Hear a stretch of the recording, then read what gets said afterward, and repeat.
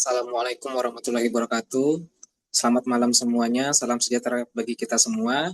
Baiklah, untuk hari kedua pada batch 1 ini, Ibu Novia Betsy Clarissa SHMKN akan membawakan materi terkait hukum pertanahan nasional. Kepada Ibu Novia, disilakan pemaparan materinya.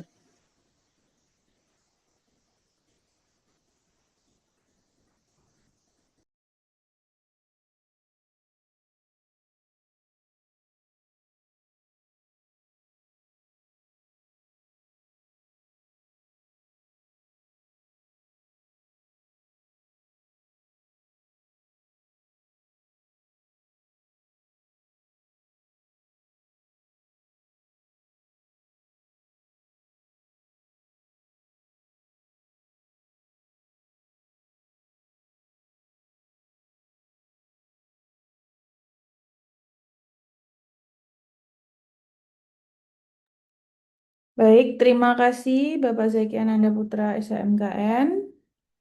Sebelumnya, Assalamualaikum warahmatullahi wabarakatuh. Selamat malam rekan-rekan semuanya. Hari ini kita akan membahas mengenai hukum pertanahan nasional. Nah, sebelum mulai, seperti biasa kita pantun dulu. Pergi ke sawah menanam padi, pulangnya singgah membeli ketan. Kalau ingin lulus UPAD nanti, kuasai dulu hukum pertanahan. Oke, boleh di next. Oke. Sebelum masuk ke hukum pertanahan Indonesia, kita masuk dulu ke sejarah hukum agraria di Indonesia. Nah, sejarah hukum agraria di Indonesia ini pada awalnya yaitu pada masa hukum adat, yaitu sebelum penjajahan, di mana tanah dikuasai dan dimanfaatkan berdasarkan hukum adat masing-masing daerah. Nah, dikenal adanya hak ulayat, masyarakat hukum adat. Kemudian tanah ini dipandang memiliki fungsi sosial dan tidak semata-mata sebagai objek perdagangan. Nah, jadi kalau ada soal mengenai tanah ulayat itu kapan, yaitu masanya sebelum penjajahan, yaitu pada masa di situ belum eh, peraturan mengenai pertanahan belum ada, jadi masih dalam tanah-tanah yang dikuasai oleh masyarakat sekitar. Nah, tanah ulayat ini kapan diakui? Nah, tanah ulayat ini diakui sepanjang kenyataannya masih ada, masih hidup, dan pelaksanaannya sesuai dengan kepentingan nasional. Nah, ini ada di pasal 3 UU PA, yaitu tertulis di mana sepanjang kenyataannya masih ada. Dasar hukum, nah oh ya, dasar hukum saat ini pasal 3 UPA mengakui hak ulayat sepanjang masih ada kenyataannya sesuai dengan kepentingan nasional. Kemudian ada juga pasal 5 UPA menyatakan bahwa hukum agraria nasional didasarkan pada hukum adat. Jadi kata kuncinya yaitu masyarakat hukum adat, hak ulayat itu ada di pasal 3 UU PA. Kata kunci lainnya yaitu sepanjang kenyataannya masih ada dan harus disesuaikan dengan kepentingan nasional dan juga kepentingan negara. Oke, next.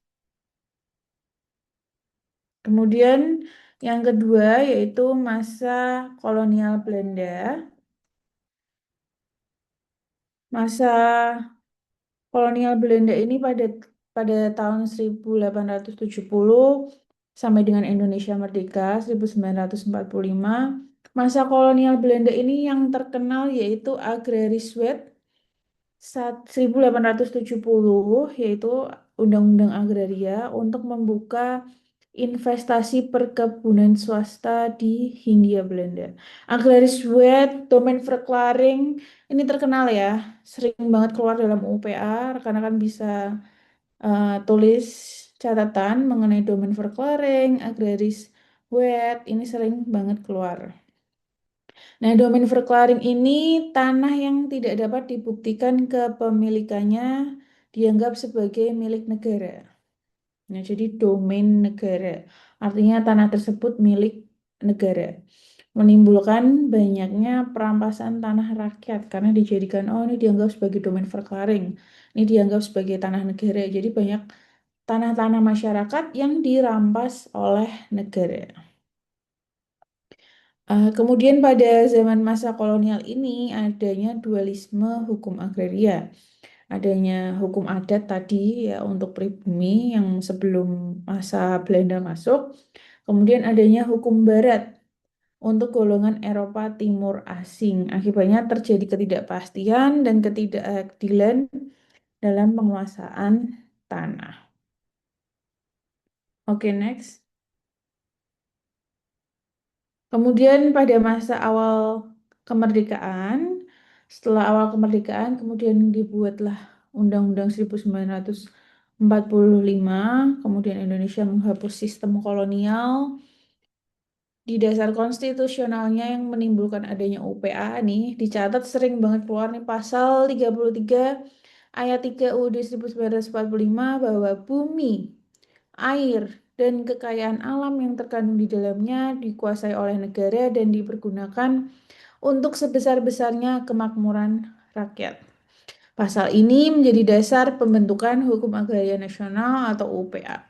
Bumi, air, dan kekayaan yang alam yang terkandung di dalamnya biasanya sering disingkat Baraka.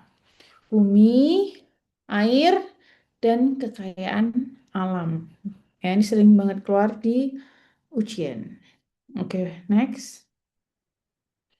Kemudian lahirnya UPA 1960, tadi dasarnya pasal 33 UUD 1945, diundangkan pada 24 September 1960. Ini biasanya pada tanggal 24 September banyak seminar-seminar dalam rangka memperingati Hari UPA ya. Tujuan utamanya UPA ini menghapus hukum agraria kolonial, mengakhiri dualisme hukum pertanahan. Tadi ada hukum adat dan hak barat itu nanti dihapus karena munculnya UPA ini. Mewujudkan kepastian hukum hak atas tanah, mewujudkan kepastian hukum ya, reh legal kadester, reh kadester nanti kita belajar. Menciptakan keadilan sosial dalam penguasaan tanah, bahwa tanah itu harus memperhatikan fungsi-fungsi sosial. Nah, ini landasan pembentukan UPA pasal 33 ayat 3 dan hukum adat sebagai hukum agraria nasional dan juga hukum tanah nasional yang berdasarkan hukum adat. Ketentuan penting dalam UPA ya, rekan-rekan bisa baca UPA ini saya sudah berusaha merangkumkan yang familiar yang sering keluar dalam ujian yaitu ada pasal 1 UPA menegaskan bahwa bumi, air, dan ruang angkasa Baraka merupakan karunia Tuhan yang Maha Esa dan merupakan kekayaan nasional bangsa Indonesia. Nah, di dalam pasal 1 UPA ini ada asas ketuhanan atau asas religius. Kemudian pasal 2 UPA mengatur hak menguasai negara atas bumi, air, ruang angkasa, dan kekayaan alam. Pasal 3 mengakui keberadaan hak ulayat masyarakat hukum adat.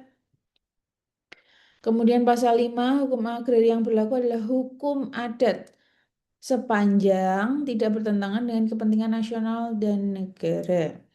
Pasal 6 semua hak atas tanah mempunyai fungsi sosial. Nanti kita belajar apa itu fungsi sosial tanah. Kemudian pasal 19 UPA memerintahkan pemerintah menyelenggarakan pendaftaran tanah untuk menjamin kepastian hukum. Nah, besok kita belajar mengenai pendaftaran tanah.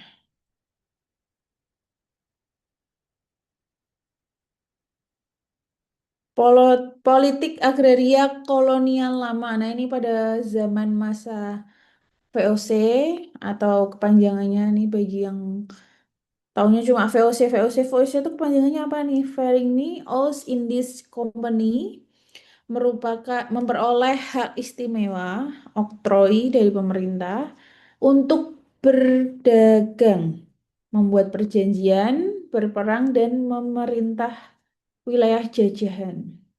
VOC tidak secara langsung menghapus hak-hak tanah ada, tetapi memanfaatkan sistem yang sudah ada melalui penguasa lokal. VOC menerapkan berbagai sistem penyerahan wajib hasil bumi seperti konti, kontingenten, fair, verplicht, leveranti, dan Prianger stelsel. Leveranti dan Prianger stelsel. Oke, kita highlight, nanti kita bahas. Jadi, kontingenten ini penyerahan hasil bumi secara wajib kepada pemerintah kolonial sebagai bentuk pajak.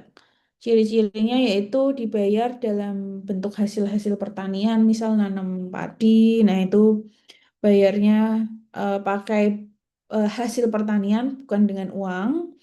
Besarnya ditentukan sama pemerintah kolonial. Nah, umumnya ini pada masa VOC ya. Kemudian Verplig Leveranti ini penyerahan wajib hasil pertanian dengan harga yang ditentukan sepihak.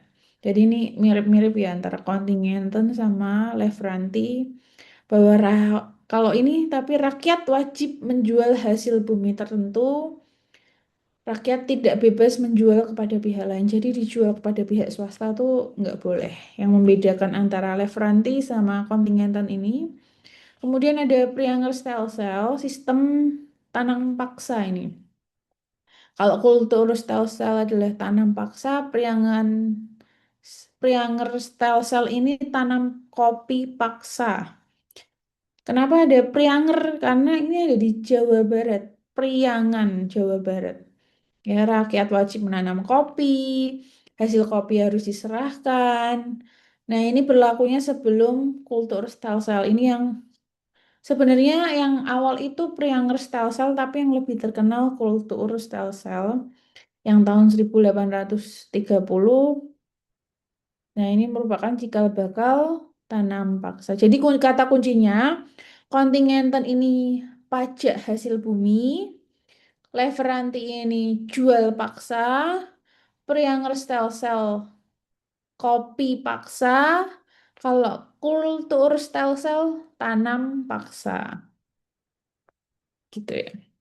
Oke, next. Kemudian, oh ini ternyata ada tadi ya yang dijelasin wajib menanam paksa. Nah, ini sudah ada kata kuncinya masing-masing. Ini bisa dipahami dan dihafalkan. Politik kolonial lama nih tahun 1602 sampai 1799. Oke, next. Nah, masa Dendels. Dendels ini pada tahun 1808 sampai 1811. Dendels ini tidak menjual seluruh tanah rakyat Indonesia. Dendels ini menjual atau mengalihkan sebagian tanah negara, Landsdomen. Ya, kalau tadi kalau agrariswet namanya domain verklaring, sekarang namanya Landsdomen karena masa Belanda, kepada pihak swasta untuk memperoleh dana pemerintah. Tanah-tanah tersebut kemudian dikenal sebagai tanah partikelir.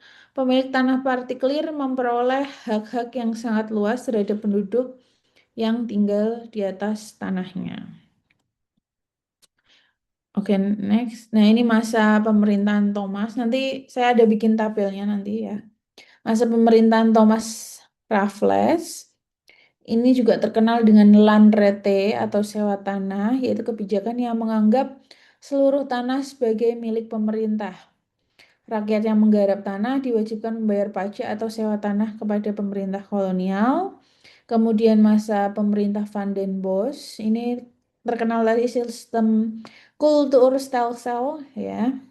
Penduduk diwajibkan menyediakan sebagian tanahnya untuk ditanami ekspor seperti kopi, tebu, nila, teh, tembakau, dan hasilnya diserahkan kepada pemerintah kolonial. Masa berlakunya agraris wet, ini 1870, sistem monopoli pemerintah kolonial mulai ditinggalkan dan diganti dengan sistem politik ekonomi liberal yang memberikan kesempatan kepada perusahaan swasta Eropa menanamkan modalnya di perkebunan Indonesia. Kemudian masa berlakunya agraris Besluit ini peraturan mengenai hak-hak atas tanah, pelepasan hak atas tanah, ketentuan lainnya yang berkaitan dengan penguasaan tanah Hindia Belanda. Kemudian next ada Grondvervemdingsverbod. Ini tahun 1875. Pemerintah kolonial melarang tanah milik penduduk pribumi dialihkan atau dijual kepada orang asing tertentu.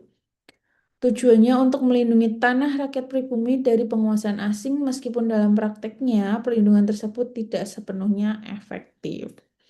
Penutup sejarah agraria kolonial, ini sistem agraria kolonial yang berkembang sejak masa VOC hingga agraris Wet dan agraris Besluit menimbulkan dualisme hukum pertanahan dan ketidakadilan bagi rakyat Indonesia. Oleh karena itu, setelah kemerdekaan dibentuk Undang-Undang UPA yang mencabut dan menggantikan ketentuan-ketentuan agraria kolonial. Nah, ini tadi saya udah coba merangkum dari politik agraria kolonial yang sebanyak itu ya. Ada masa Dendels, masanya Raffles, ada masanya Van den Bos. Nah, ini sudah saya rangkumkan. Kalian bisa baca ini, menghafalkan yang ini lebih gampang. Kebijakannya ada tanah partikelir, Landrat, kultur Stelsel yang terkenal ya. Next. Nah, ini udah saya rangkumkan semua. Tadi kalau kalian tidak mau baca panjang-panjang, cukup ini saja yang dihafalkan dalam ujian PPAT. Tujuannya untuk memudahkan kalian nanti untuk menjawab soal-soal. Nah, kita masuk ke hukum tanah nasional. Yang pertama, menurut UPA, pengertian agraria yaitu bumi, air, ruang angkasa, kekayaan alam yang terkandung di dalamnya. Nah, ini tadi disebut disingkat sebagai baraka, dipergunakan sebesar-besarnya untuk kemakmuran rakyat. Ingat pasalnya, pasal 1 ayat 2, dasarnya pasal 33 ayat 3 UUD 45.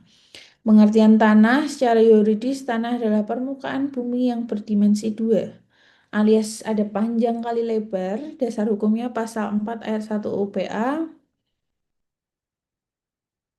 Kemudian ada pengertian hak atas tanah. Hak atas tanah adalah hak yang memberikan wewenang kepada pemegang haknya untuk mempergunakan tanah.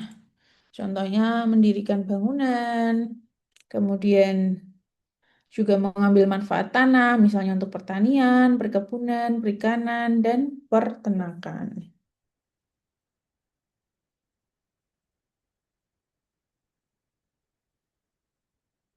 Hukum tanah nasional adalah hukum tanah yang bersumber dari hukum adat yang telah disanering ya. Pasti rekan-rekan sudah familiar dengan kata-kata ini. Disandering, dibersihkan, disesuaikan, dan disempurnakan. Yang dimaksud sandering adalah hukum adat yang tidak bertentangan dengan UUD 45, tidak bertentangan dengan kepentingan nasional, tidak mengandung unsur feodalisme atau diskriminasi, dan disesuaikan dengan perkembangan masyarakat modern. Ya, berlaku secara tunggal di wilayah Indonesia sejak berlakunya UU PA. Konsepsi hukum tanah nasional. Hukum tanah nasional menganut asas, nah ini sering banget keluar, komunalistik religius. Nah, apa sih komunalistik religius? Bahwa tanah merupakan karunia yang Tuhan yang Maha Esa, ada asas religius di sini, asas ketuhanan. Tanah di seluruh Indonesia merupakan milik bersama, dimungkinkan penguasaan tanah secara perseorangan, setiap hak atas tanah mempunyai fungsi sosial. Nah, nanti kita akan pelajari lebih lanjut.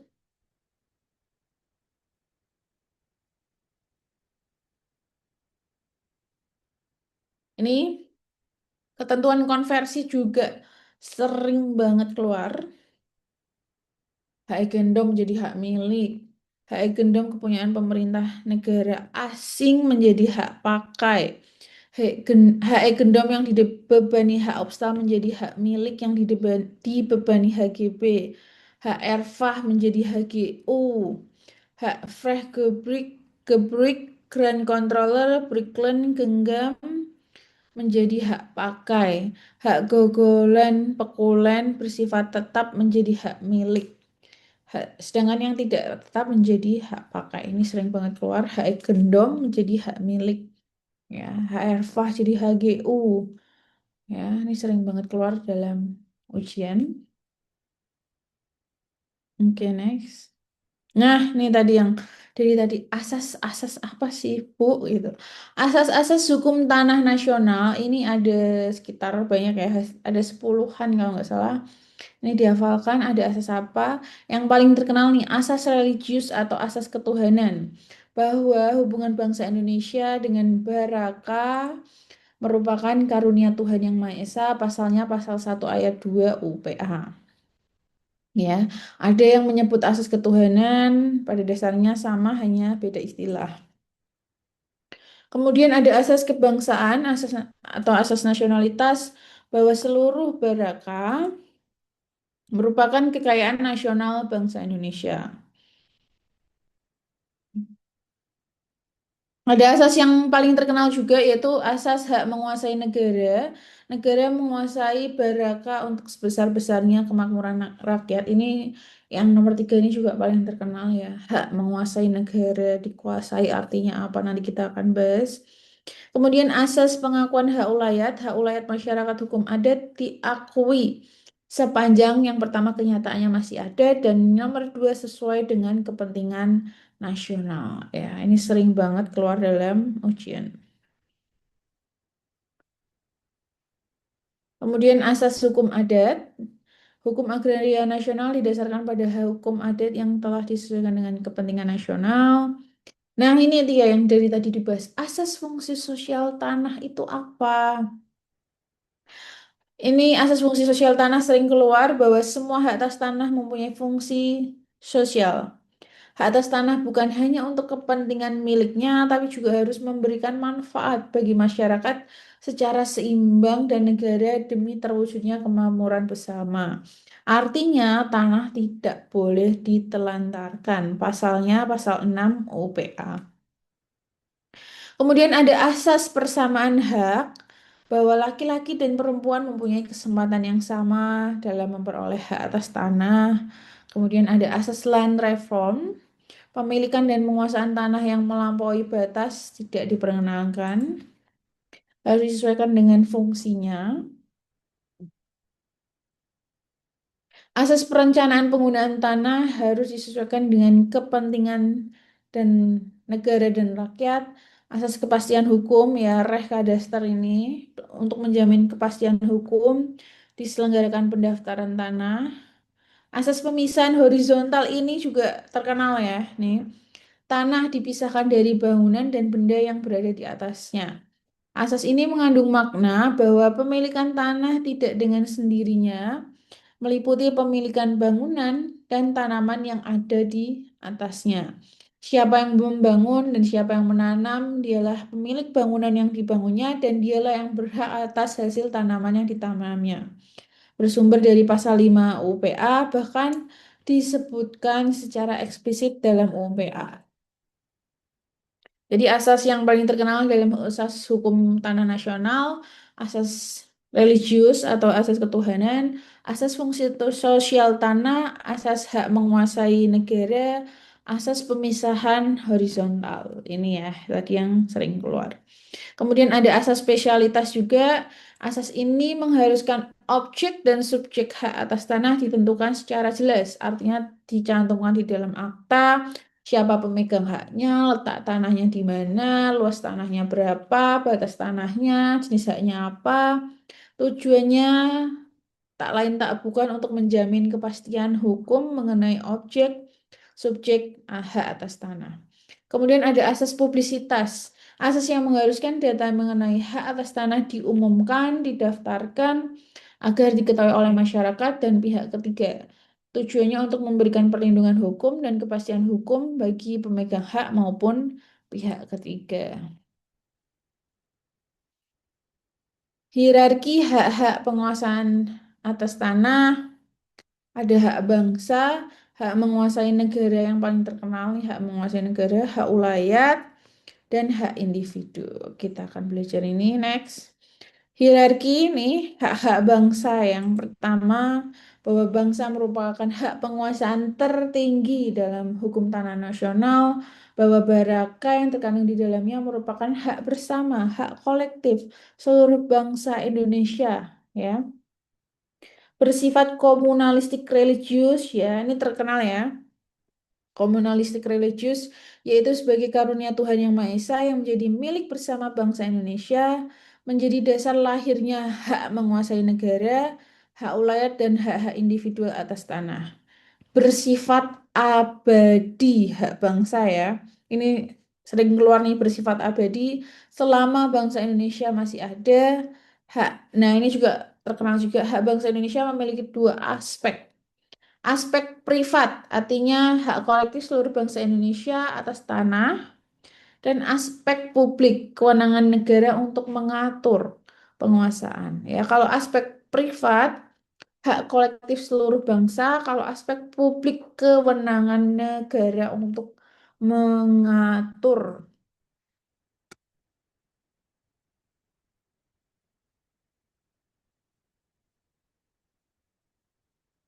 Oke, next. Kemudian ada hak menguasai negara, ini hierarki kedua, penguasaan hak atas tanah. Bahwa bangsa Indonesia memberikan kewenangan ya. Ingat, kewenangan kepada negara sebagai organisasi kekuasaan seluruh rakyat untuk mengatur baraka dikuasai tidak sama dengan dimiliki. Negara bukan pemilik tanah, melainkan memiliki kewenangan publik untuk mengatur dan mengurusnya. Hak menguasai negara tidak sama dengan hak milik. Ya, jangan sampai keliru, ini sering banget jadi jebakan di soal, bahwa negara berwenang untuk mengatur dan menyelenggarakan peruntukan, penggunaan, persediaan, pemeliharaan baraka, mengatur dan mengatur artinya hak atas tanah yang dapat dipunyai seseorang atau badan hukum, menentukan dan mengatur artinya hubungan hukum antara orang dengan tanah, perbuatan hukum yang berkaitan dengan tanah. Tujuan hak menguasai negara sebesar-besarnya untuk kemakmuran rakyat, menjamin kesejahteraan, keadilan, dan kemakmuran masyarakat. Pelaksanaan hak menguasai negara dapat dikuasakan kepada Pemda, masyarakat hukum adat sepanjang diperlukan dan tidak berketentangan dengan kepentingan nasional. Hierarki yang ketiga yaitu hak ulayat masyarakat hukum adat. Hak ulayat ini merupakan hak penguasaan atas wilayah tertentu yang dimiliki oleh masyarakat hukum adat, timbul karena hubungan turun-temurun antara masyarakat hukum adat dan UPA. Pemegang hak ulayat adalah masyarakat hukum adat, bukan orang perseorangan. Hak ulayat ya diakui sepanjang masih ada menurut kenyataannya kepentingan nasional sesuai dengan kepentingan nasional dan tidak bertentangan dalam UPA ini ya. Semoga bisa hafal dari tadi saya ngomong tentang ini. Sifat hak ulayat ada aspek privat tadi ya dan aspek publik. Aspek privat hak bersama kolektif. Aspek publik wewenang mengatur pengurutukan, penggunaan, pengurusan dan pemeliharaan ya. Setelah berlakunya UPA, tanah hak adat perseorangan dikonversi menjadi hak atas tanah menurut UPA. Tanah ulayat tetap diakui sepanjang memenuhi syarat pasal 3.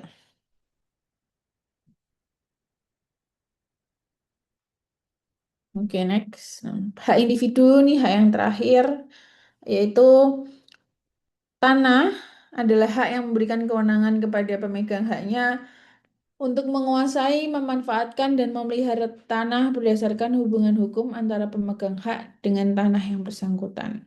Hak individual ini bersumber dari hak menguasai negara yang kemudian memberikan dasar bagi lahirnya berbagai hak atas tanah yang dapat dimiliki oleh subjek hukum tertentu, meliputi tanah, ruang atas tanah, dan ruang bawah tanah, RAT, RBT.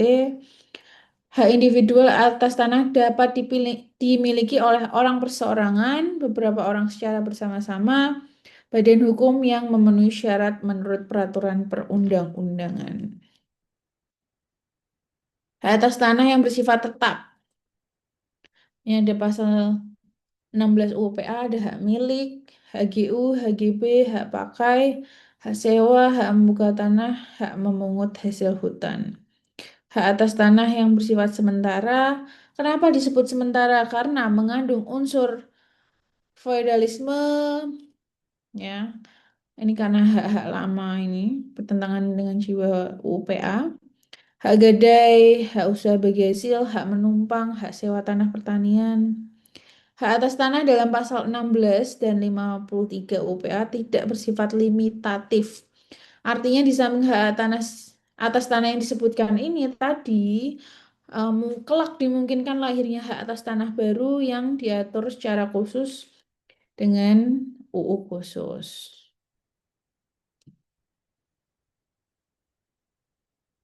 Hak atas tanah berdasarkan asal tanahnya. Nah, ini hak atas tanah primer, sekunder, apa itu? Nah, ini baru ya.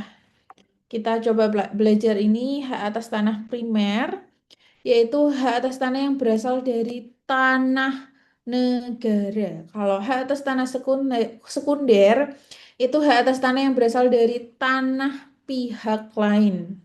Contohnya HM, HGU, HGB. Kalau ciri-ciri hak atas tanah primer ini diperoleh melalui pemberian hak negara, dibuktikan dengan SKPH, lahir sejak didaftarkan dalam buku tanah, gitu. Artinya gini, ini tanah kita nggak tahu punya siapa gitu kan. Kita lagi jalan-jalan pagi, kita lihat, kita nggak tahu nih tanah punya siapa gitu. Oh ternyata tanah ini belum HM, belum apa-apa. Jadi karena belum didaftarkan, jadi ini tanahnya masih milik negara. Nah, kemudian kita mengajukan permohonan ya. Dari surat keputusan pemberian hak ini bisa dijadikan hak milik menjadi tanah kita dengan surat keputusan. Nah, kalau itu namanya hak atas tanah primer.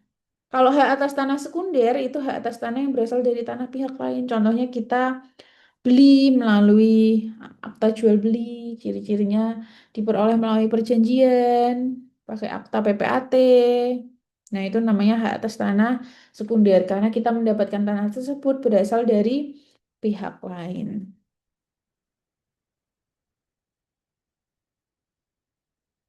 Hak atas tanah berdasarkan asal tanahnya, ini cara memperoleh tanahnya. Ada perolehan secara original ya atau primer tadi berdasarkan tanah dari negara ya. Kemudian perolehan secara derivatif turunan dari pemegang hak sebelumnya. Contoh jual beli, hibah, tukar menukar. Ingat soal upat sering menjebak. HGB atas tanah negara itu hak primer, sedangkan HGB atas hak milik itu hak sekunder ya. Tanah negara pengertiannya tanah yang tidak dilekati suatu hak atas tanah. Dikuasai langsung oleh negara melalui hak menguasai negara. Dasar hukumnya pasal 2 UPA dan pasal 2 PP nomor 18 tahun 2021. Ciri-cirinya belum diberikan hak kepada pihak tertentu menjadi sumber pemberian HM, HGU, HGB, dan hak pakai. Tadi contohnya ketika kita jalan pagi, terus kita lihat ada tanah kosong, nganggur. Setelah kita cek, ternyata tanah tersebut belum HM, belum HGB, belum apa-apa. Nah, itu masuknya tanah negara. Tanah yang tidak dilekati suatu hak atas tanah. Dan itu kita bisa mohonkan untuk pemberian HM, HGU, HGB, dan hak pakai. Tanah negara meliputi tanah yang ditetapkan undang-undang atau penetapan pemerintah, misalnya tanah hak-hak lama, tanah partikelir, tanah bekas, tanah hak barat, tanah suap raja, itu tanah kesultanan dari sultan ya, atau tanah karena bencana alam. Kemudian ada tanah reklamasi dari hasil pengerukan, pengeringan ya. nggak tahu ini punya siapa. Kemudian tanah yang tiba-tiba timbul, yaitu daratan yang terbentuk secara alami. Tanah yang berasal dari pelepasan ya. Ini tak lepaskan haknya menjadi tanah negara, pelepasan HGB. Misal developer mau bangun rumah. Tadinya tanahnya HM. Kalau mau dibangun perumahan harus dilepaskan haknya menjadi tanah negara dulu, baru dimohonkan untuk dijadikan HGB dipecah jadi HGB gitu.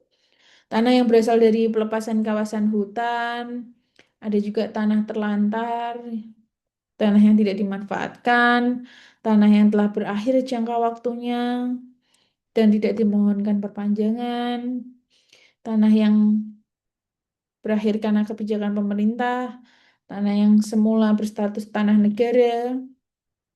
Nah, itu tanah-tanah negara.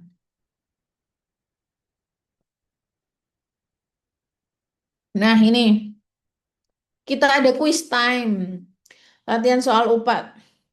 HGB berakhir dan pemegang hak mengajukan perpanjangan. Tetapi wilayah tersebut berdasarkan ruang atas tanah dan ruang bawah tanah terbaru menjadi kawasan lindung. Apa akibatnya? Hak tersebut tidak dapat diperpanjang atau diperbarui sehingga tanah tersebut kembali menjadi tanah negara. Karena kawasan lindung itu termasuk kawasan yang tidak boleh diperpanjang. Jadi itu menjadi tanah negara, nanti yang mengurusnya adalah negara. Kemudian hak milik ada di pasal 20 sampai 27 UPA ya. Pengertiannya merupakan hak turun temurun ya, terkuat dan terpenuh. Ini kata kuncinya, hak milik ya, hak turun temurun terkuat terpenuh yang dipunyai orang atas tanah dengan melihat fungsi sosial tanah.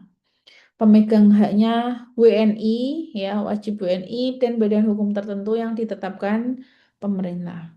Ciri-cirinya yaitu terkuat, terpenuh, dapat diwariskan turun-temurun, dan tidak dibatasi oleh jangka waktu.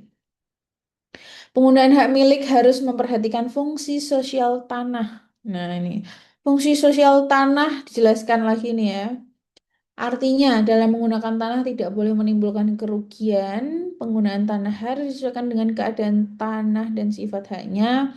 Adanya keseimbangan antara kepentingan pribadi dan kepentingan umum. Tanah harus dipelihara dengan baik agar bertambah kesuburan dan mencegah kerusakannya.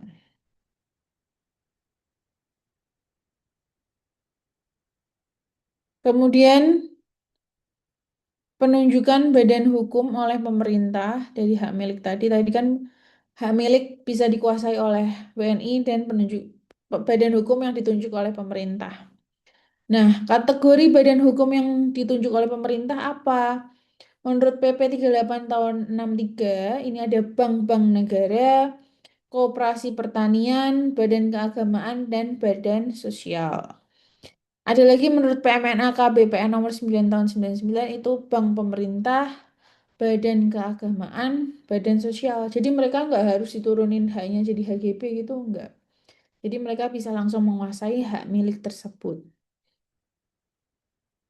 Syarat badan keagamaan dan badan sosial harus mendapat penunjukan dari menteri berdasarkan rekomendasi Menteri Agama dan Menteri Sosial. Tanah hak milik yang dapat diberikan yaitu hanya untuk tanah yang berkaitan langsung dengan tugas dan fungsi hukum badan hukum tersebut. Misal buat keagamaan dan sosial, berarti untuk tempat ibadah, gedung dakwah, panti asuhan, panti jompo, rumah yatim piatu, terus ada rumah sakit, sekolah, langsung. Jadi berkaitan langsung. Kepemilikan hak milik oleh WNA, boleh nggak? Nah, ini ada aturan tersendiri. WNA juga sering keluar dalam ujian ya. Boleh nggak WNA punya hak milik? Nah, kita akan belajar nih. Orang asing yang memperoleh hak milik karena pewarisan tanpa wasiat, percampuran harta karena perkawinan, WNI yang kemudian kehilangan kewarganegaraan Indonesia wajib melepaskan hak milik tersebut dalam jangka waktu 1 tahun. Ya, jadi karena waris, tapi saya WNA, ya saya wajib melepaskan dalam jangka waktu 1 tahun. Akibatnya jika tidak dilepaskan, hapus karena hukum, jadi tanah negara. Ya, tapi hak pihak lain yang membebani tetap berlaku. Pasal 21 ayat 4 UU PA, WNI yang mempunyai kewarganegaraan ganda tidak dapat mempunyai hak milik atas tanah. Dalam UU PA, pemegang hak milik harus merupakan WNI tunggal. Solusinya bagaimana? Kalau misalnya tetap ingin menguasai hak atas tanah tersebut, dialihkan hak kepemilikannya ke pihak lain yang memenuhi syarat. Misal adiknya yang WNI, hak milik diturunkan menjadi hak pakai bisa, tapi harus diperpanjang terus. Perolehan karena pencampuran harta dapat dibuat perjanjian kawin itu juga bisa. Bisa harta. Nah, kita latihan soal upat lagi. Quiz time ya. Jadi supaya lebih melek lagi. A memperoleh hak milik karena warisan dari orang tuanya. Tetapi A adalah WNA. Apa yang harus dilakukan? Jawabannya hak milik wajib dilepaskan dalam jangka waktu 1 tahun sejak diperoleh warisan. Jika tidak, hak milik hapus karena hukum dan tanah menjadi tanah negara. Ini sering banget ada di soal ujian. Kemudian terjadinya hak milik nih pasal 22. Menurut hukum adat terjadi karena pembukaan tanah. Pembukaan tanah hutan atau yang belum dikuasai dilakukan menurut hukum adat dan dipimpin oleh kepala tetua adat.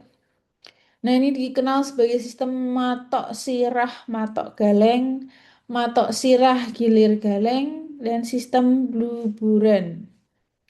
Ada juga unslibing, lidah tanah. Timbulnya tanah secara alami di tepi sungai, danau, atau pantai akibat sedimentasi. Dalam hukum adat, lidah tanah yang tidak luas umumnya menjadi hak pemilikan tanah langsung. Kemudian ada karena penetapan pemerintah, negara memberikan hak milik melalui SKPH tadi.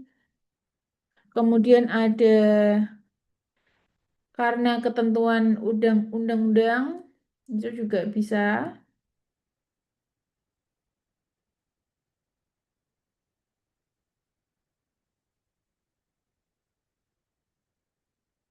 Pengalihan hak milik pasal 20 ayat 2 dan pasal 26 UPA, hak milik dapat beralih karena, nah ini sering keluar ya, yang membedakan antara peristiwa hukum dan perbuatan hukum. Kalau peristiwa hukum contohnya adalah pewarisan, kalau perbuatan hukum contohnya jual beli, tukar menukar, hibah wasiat, pembebanan hak milik dapat dijadikan jaminan hutang dibebani oleh hak tanggungan.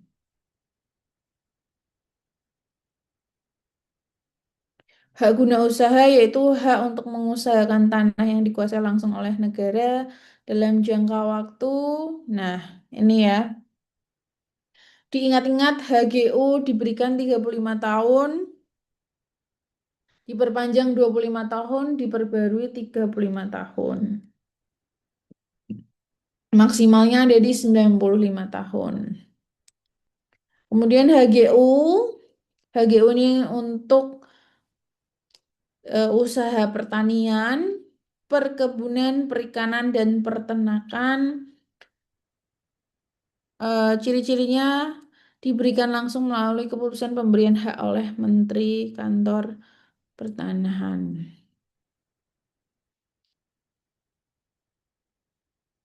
Oke, next. HGU, nah ini ya HGU yang diberikan atas tanah terlebih dahulu diberikan hak pengelolaan. Jadi hubungan hukumnya negara mempunyai hak pengelolaan, kemudian diterbitkan HGU, di pemegang HGU-nya mereka memegang HPL. Artinya HGU yang diberikan di atas tanah yang terlebih dahulu telah diberikan hak pengelolaan kepada suatu badan hukum tertentu, misalnya pemerintah daerah, badan hukum, bank tanah, ya. HGU diberikan di atas tanah HPL, memerlukan persetujuan pemegang HPL, dan hubungan pemanfaatnya dituangkan dalam perjanjian pemanfaatan tanah. Hak guna usaha, contohnya adalah hak guna usaha di atas tanah negara. Pemerintah memberikan HGU 10.000 hektar kepada PT Perkebunan Nusantara untuk kebun sawit. Jadi negara punya HGU kemudian diberikan ke PT.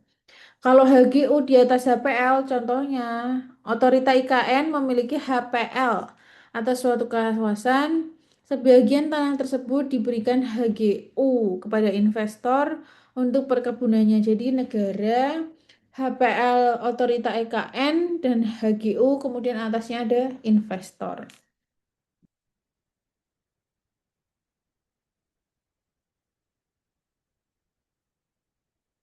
Hak untuk mendirikan dan mempunyai bangunan di atas tanah yang bukan miliknya, HGB.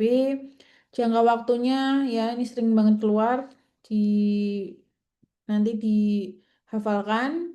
Diberikan 30 tahun, dapat diperpanjang 20 tahun dan dapat diperbarui 30 tahun.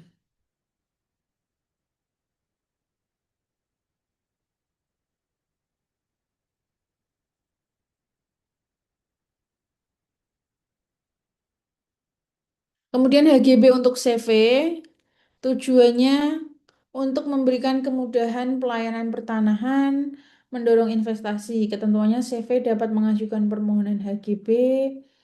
Permohonan diajukan oleh sekutu komplementer atau sekutu komanditer. Jadi nanti atas namanya dua orang, bukan satu orang atau bukan atas nama CV. Karena sebenarnya CV kan bukan badan hukum ya, jadi harus dimohonkan. Kemudian HGB di atas tanah hak milik, HGB di atas tanah hak milik misalnya A memiliki tanah hak milik, kemudian A memberikan HGB kepada PT XYZ gitu. Jangka waktunya paling lama 30 tahun dan dapat diperbarui berdasarkan perjanjian dengan hak milik. HGB untuk perumahan biasanya hak milik atau HGB di atas tanah negara. Contoh tadi perumahan developer ya, sering menggunakan HGB. HGB untuk PT, PT tidak dapat memiliki hak milik, maka biasanya PT menggunakan HGB atas tanah negara atau HGB atas HPL. Contohnya gedung kantor PT, kawasan industri, mall, hotel, gudang, semua umumnya menggunakan HGB.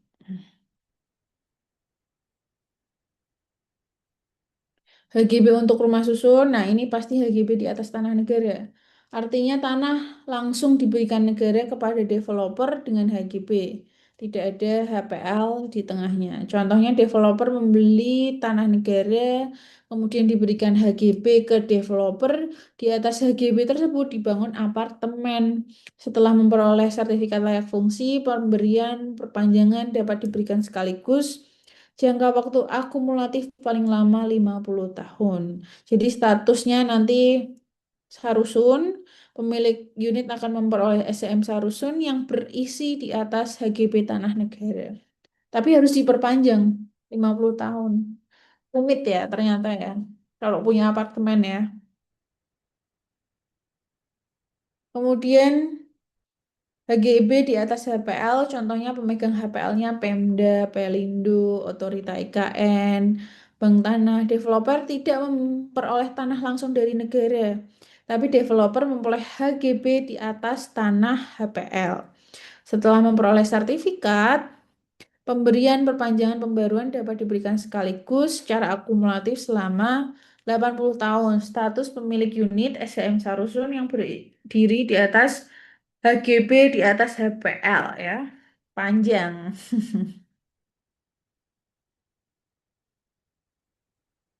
Nah, quiz time ya. Apartemen dibangun oleh developer di atas tanah milik Pemda yang berstatus HPL. Jadi status tanahnya apa? Rumah susun di atas HGB dan di atas HPL. Contoh soal lagi, apartemen dibangun di atas tanah yang langsung diberikan negara kepada developer dengan HGB status tanah, rumah susun di atas HGB tanah negara. Ini ada yang tanya, Bu, bisa, gedung kan bisa apartemen, apakah bisa HM banyak developer menawarkan HM? Pada prinsipnya apartemen dapat dibangun di atas tanah hak milik, hak guna bangunan, hak pakai. Namun ya perlu diperhatikan kayak tadi SRS. Memang statusnya HM SRS tapi di atas tanah HGB gitu. Kemudian hak pakai ini hak memungut dan atau dan menggunakan hasil tanah. Dasar hukumnya pasal 41 sampai 43 UPA.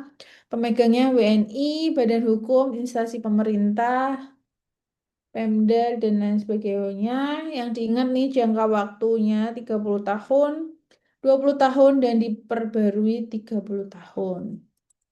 Objeknya bidang pertanian, bidang non-pertanian.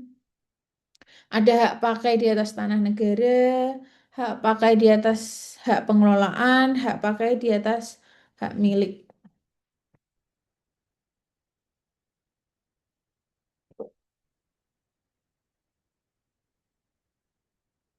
Hak atas tanah apa yang dapat dimiliki WNA atau orang asing untuk tempat tinggal di Indonesia? Jawabannya adalah hak pakai. Tadi kalau tidak mau melepaskan haknya, jadi diturunkan jadi hak pakai.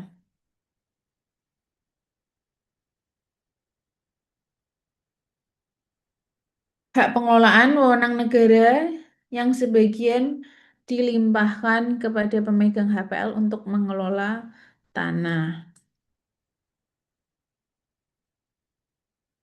Kemudian ciri-ciri dari hak pengelolaan bukan hak atas tanah, merupakan bagian dari hak menguasai negara di atas HPL, dapat diberikan HGB, HGU, dan hak pakai. Terus, next. Kemudian hak pengelolaan karakteristiknya HPL tidak dapat dijaminkan utang, tidak dapat dialihkan, tidak dapat diwariskan, tidak dapat diperjualbelikan, dan perbuatan hukum atas hak di atas HPL memerlukan persetujuan atau rekomendasi pemegang HPL. Pemecahan, pemisahan, dan penggabungan pada prinsipnya HPL dapat dilakukan penataan bidang tanah. Namun jika di atas HPL telah diberikan hak atas tanah kepada pihak lain, maka HPL tidak dapat dilakukan pemecahan, pemisahan, atau penggabungan yang mengganggu hak-hak tersebut. Hak atas tanah ini yang di atas HPL dapat dialihkan, dijual, dihibahkan, dibebani hak tanggungan, dilepaskan, ya. Contohnya HGB di atas HPL, hak pakai di atas HPL, dan HGU di atas HPL. Contoh soal lagi. Apakah HGB di atas HPL dapat dijaminkan dengan hak tanggungan? Dapat, sepanjang memenuhi ketentuan dan memperoleh persetujuan rekomendasi pemegang HPL sesuai perjanjian pemanfaatan tanah. Nah, ada Ibu Kota Nusantara nih dasar hukumnya ya. Undang-Undang Nomor 3 Tahun 2022, ada perubahannya UU Nomor 21 Tahun 2023, PP Nomor 12 Tahun 2023. Ciri-cirinya, otorita IKN memegang HPL atas wilayah tertentu di IKN. Tujuannya mendukung investasi dan pembangunan nasional. Perolehan tanah di IKN dilakukan dengan pengadaan tanah, dilakukan dengan memperhatikan hak masyarakat dan masyarakat hukum adat, menggunakan mekanisme pengadaan tanah untuk kepentingan umum dan pengadaan tanah secara langsung. Penetapan lokasi diterbitkan oleh Kepala Otorita IKN. Kedudukan otorita IKN dapat diberikan hak pakai atau hak pengelolaan dan berwenang membuat perjanjian pemanfaatan tanah.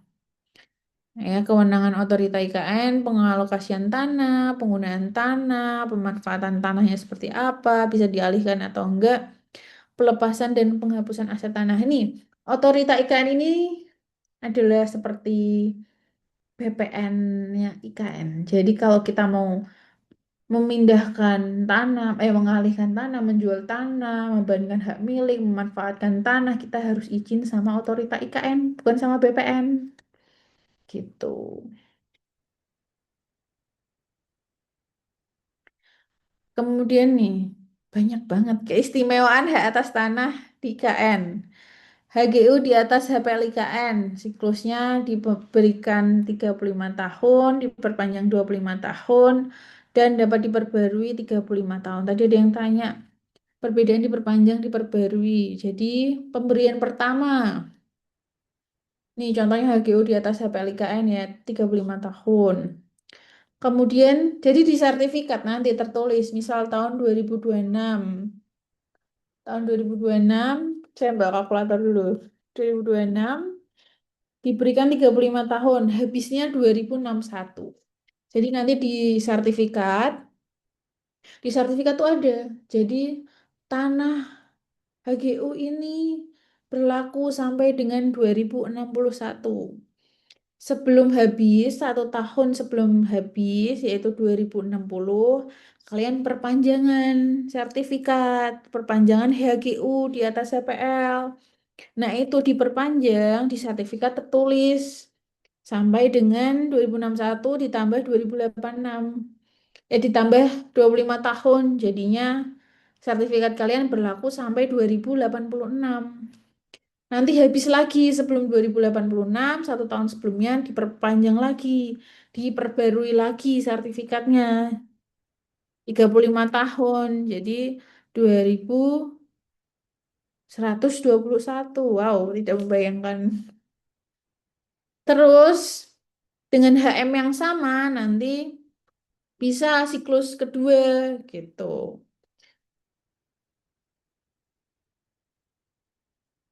Oke, nanti ya pertanyaannya ya. Kita selesaikan dulu materinya.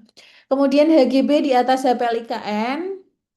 Siklus pertama tadi pemberiannya 30 tahun, perpanjangan 20 tahun, kemudian pembaruan 30 tahun dan dapat diberikan siklus kedua. Kemudian ada hak pakai di atas HPL IKN.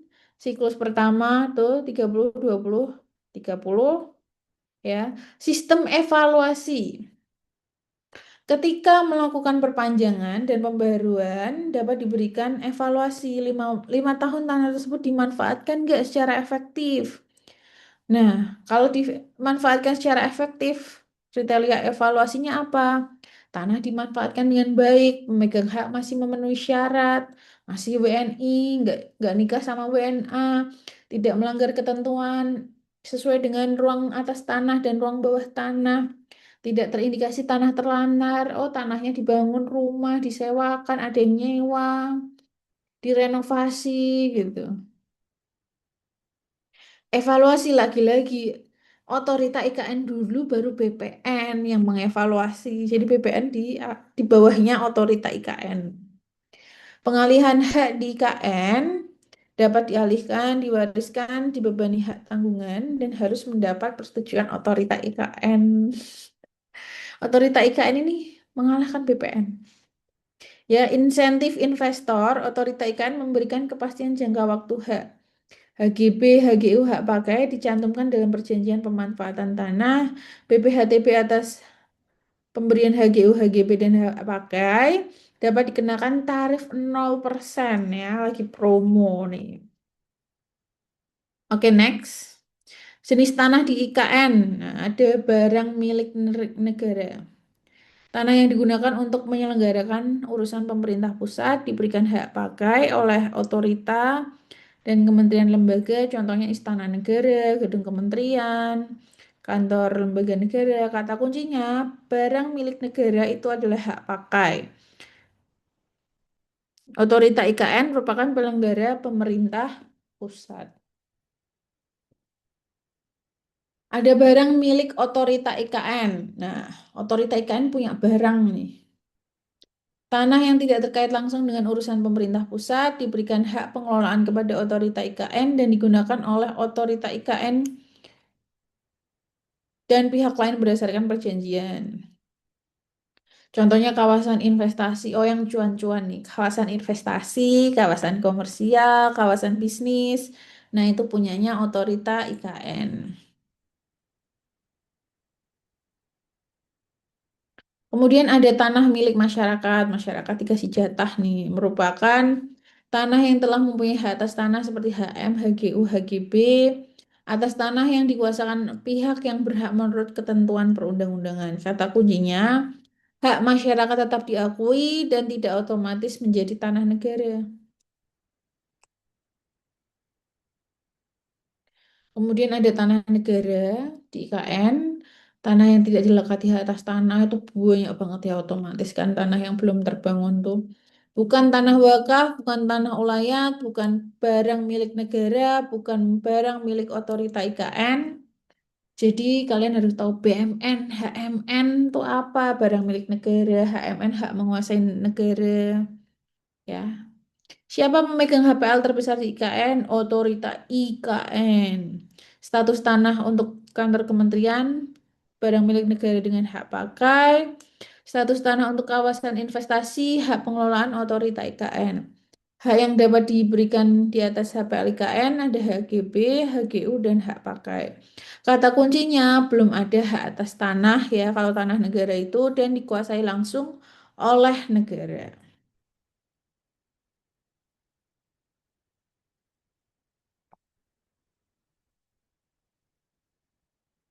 Ya ini ruang atas tanah dan ruang bawah tanah.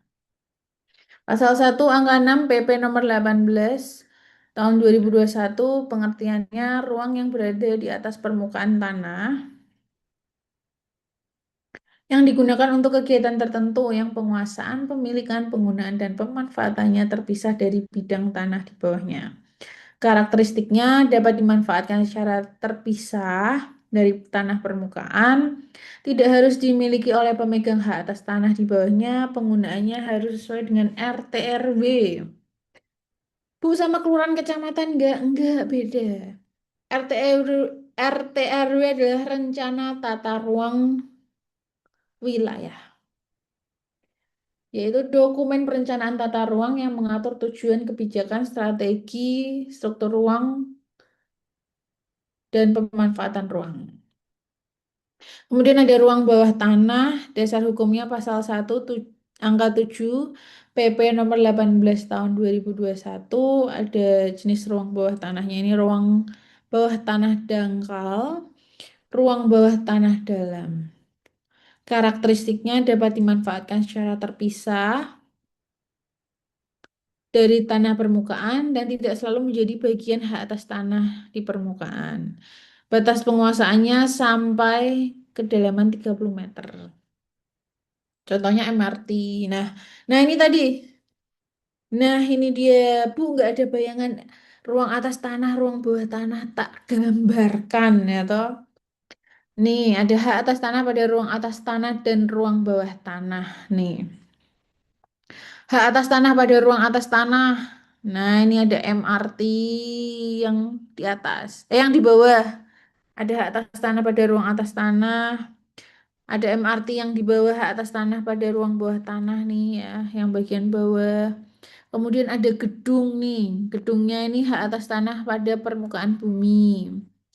Nah, kemudian ada HGB di atas HPL ya tadi untuk mall. Kemudian ada hak pakai di atas HPL tadi apa? Rusun-rusun apartemen. Ada HGU di atas HPL nih buat perkebunan. Kemudian ada hak atas tanah pada ruang atas tanah nih ada apa ini namanya? Tower. Kemudian ini kalau ada airnya berarti diperlukan izin Kementerian KPP, KP. Nah, batasannya tadi ya, ruang bawah tanah itu kedalaman 30 meter. Kalau ruang bawah tanah dangkal itu 30 meter. Ya, ini gambarannya jangan sampai keliru. Nah, ini latihan soal UPAD. Berapa batas kedalaman penguasaan ruang bawah tanah apabila RT RW belum mengatur ruang? Jawabannya 30 meter. Ya, gampang ya. 30 meter tuh diingat-ingat sering keluar. Nah, kita masuk ke tanah musnah. Ya, tanah musnah yaitu tanah yang sudah berubah dari bentuk asalnya karena peristiwa alam dan tidak dapat diidentifikasi lagi. Penetapan tanah musnah yaitu diidentifikasi, inventarisasi, dan pengkajian. Akibatnya hak atas tanah hapus. Kemudian ada tanah swapraja, tanah bekas kerajaan atau kesultanan ya, tanah sultan. Ciri-cirinya hak dan wewenang swapraja dihapus beralih menjadi tanah negara sesuai dengan ketentuan UPA. Contohnya keistimewaan daerah istimewa Yogyakarta. Kemudian ada tanah ulayat nih. Tanah ulayat merupakan tanah yang berada dalam wilayah penguasaan masyarakat hukum adat. Lagi-lagi sepanjang menurut kenyataannya masih ada sesuai dengan fungsi sosial tanah dan tidak melanggar ketentuan peraturan perundang-undangan. Ya, next. Tanah ulayat, ya itu tadi. Dianggap masih ada apabila terdapat masyarakat hukum adat yang masih hidup dan menjalankan hukum adatnya, terdapat wilayah atau tanah ulayat tertentu, terdapat aturan adat mengenai penguasaan dan penggunaan tanah yang masih ditaati bentuknya, ada kesatuan masyarakat hukum adat, kemudian ada kelompok anggota masyarakat hukum adat. Hak ulayat tidak berlaku apabila tanahnya tuh sudah ada statusnya tuh nggak bisa. Kemudian sudah menjadi fasilitas umum tuh nggak bisa. Sudah dibebaskan secara sah oleh pemerintah itu tidak bisa jadi tanah ulayat. Kemudian merupakan tanah swapraja juga tidak bisa.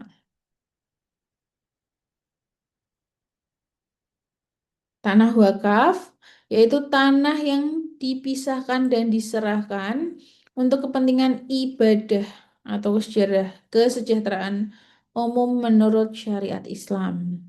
Dasar hukumnya Undang-Undang Nomor 41 Tahun 2004.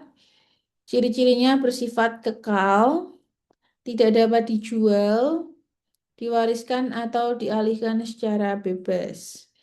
Dikelola oleh nazir. Para pihaknya ini sering keluar ya tanah wakaf. Kenapa sering keluar? Karena lagi-lagi Pak Nusron Wahid merupakan orang yang sebelumnya backgroundnya adalah orang keagamaan. Nanti dipelajari lagi secara mendalam mengenai tanah wakaf ini. Kemudian rumah susun, tadi ya. Rumah susun adalah gedung bangunan bertingkat yang dibangun dalam satu lingkungan, terbagi dalam bagian-bagian yang distrukturkan secara fungsional, baik dalam arah horizontal maupun vertikal, dan merupakan satuan-satuan yang masing-masing dapat dimiliki dan digunakan secara terpisah, terutama untuk tempat hunian yang dilengkapi dengan bagian bersama, benda bersama, dan tanah bersama. Bukti kepemilikannya tadi SHM Sarusun dan SHGB.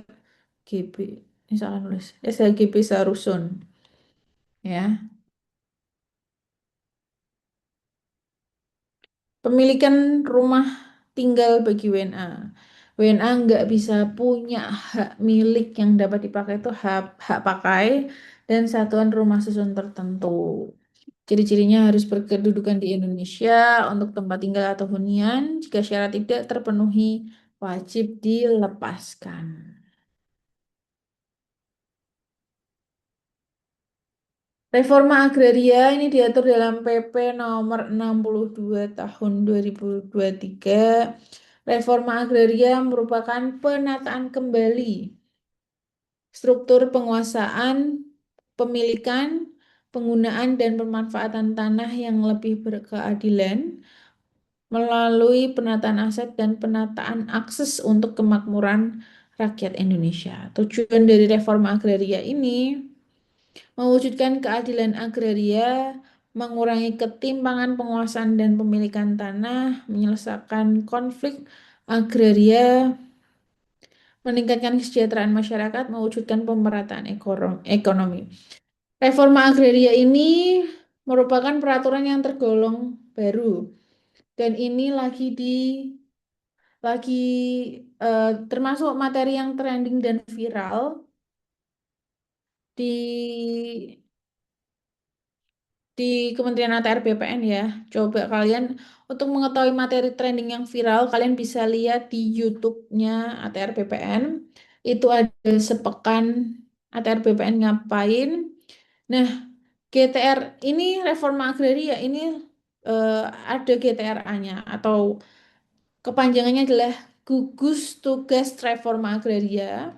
Ini peraturannya di PP nomor 62 tahun 2023 ya. Itu tadi menyelesaikan konflik agraria, penataan akses, dan lain sebagainya. Ini ada di April kemarin baru GTRA lagi. Nah ini penataan aset artinya penataan kembali mengenai penguasaan tanah, pemilikan tanah, penggunaan tanah, pemanfaatan tanah ya. Kemudian ada penataan aset. Program pemberdayaan ekonomi bagi subjek reforma agraria tujuannya meningkatkan kesejahteraan rakyat. Ada lagi namanya TORA, Tanah Objek Reforma Agraria. Nah, ini biasanya kawasan ex-HGU. Ini sering muncul juga digadang-gadang di sepekan ATR BPN. Nah, ini tadi GTRA. GTRA yang paling terkenal tuh di tingkatan gubernur. Paling terkenal tuh di ex perkebunan HGU di Jawa Tengah, di Jawa Timur, di Sumatera Utara, ya. Itu juga ada toranya juga. Oke, next. Oh, sudah selesai. Terima kasih. Oh ya mau ngasih balik lagi ke GTRA sebelumnya coba. GTRA. Nah, ini di GTRA ini juga ada yang Gubernur Shirley terkenal tuh ada perempuan berdaya ya. Gubernur Shirley, sebentar, namanya apa? Ini juga lagi trending dan viral juga ya, dipelajari ya rekan-rekan.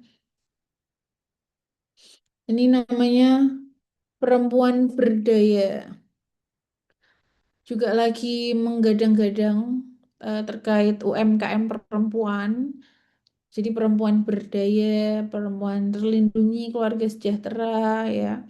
Ini nanti bisa bisa lihat di materi tips and trick ya yang kemarin di-share terkait GTRA, lanjutannya GTRA oleh Gubernur Shirley yang terkenal, Gubernur Maluku ya.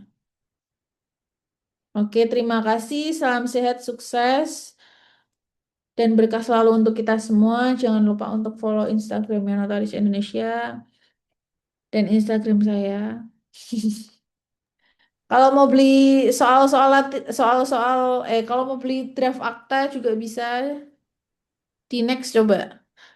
Ini ada draft akta notaril dan PPAT ya investasinya. Ada 99 plus draft akta sampai dengan format sertifikat elektronik tuh juga ada. Oke, saya kembalikan ke moderator. Oke, terima kasih Ibu Novia atas pemaparan materinya. Kita lanjut ya rekan-rekan sekalian untuk sesi tanya jawab sebelum kita memasuki sesi soal. Pada rekan-rekan bisa yang ingin bertanya bisa melalui kolom chat. Ini sudah ada beberapa bertanya, Ibu. Mm-mm. Apa itu? Oh, ini udah dijawab ya yang Kak Ari, Mm-mm. Udah. Nah, ini dari Kak Ari juga. Nah, ini Bu dari Ibu Dwi. Izin bertanya Ibu dari HGUK hak milik bagaimana? Nggak, HGU ke hak milik nggak bisa. Bisanya hak milik atasnya HGB gitu baru bisa. Oke, kita lanjut yang dari Kak Avanat Maja. Bu, saya pernah baca sertifikat di daerah Jawa Barat atas nama Perumnas. Dasarnya HGB di atas HPL. Unit rumahnya sudah habis dan dimiliki perorangan lalu ditingkatkan menjadi hak milik. Apakah hal tersebut dibenarkan, Bu? Kapan? Itu soalnya kenyataan banget. Tidak hanya di Jawa Barat, bahkan di kota Semarang, kota Salatiga banyak seperti itu. Jadi apabila dasarnya HGB di atas HPL, kemudian dimohonkan hak milik, bisa ada syaratnya, yaitu minim luasnya maksimal 120 meter persegi. Ada pasalnya, ada undang-undangnya yang mengatur. Undang-undang terkait itu, sebentar saya cari dulu. Itu kemarin bisa kok. Ini keputusan Menteri Agraria BPN nomor 6 tahun 98 tentang pemberian hak milik atas tanah untuk rumah tinggal. Itu bisa ya. HGB di atas HPL bisa dengan syarat-syarat tertentu. Contohnya luasnya maksimal 120 meter. Gitu. Nanti dibaca lagi peraturannya. Oke, kita lanjut. Dari Kak Eka. Ibu mohon dijelaskan mengenai azas pemisahan horizontal dalam praktik jual beli tanah. Oke, akses pemisahan horizontal.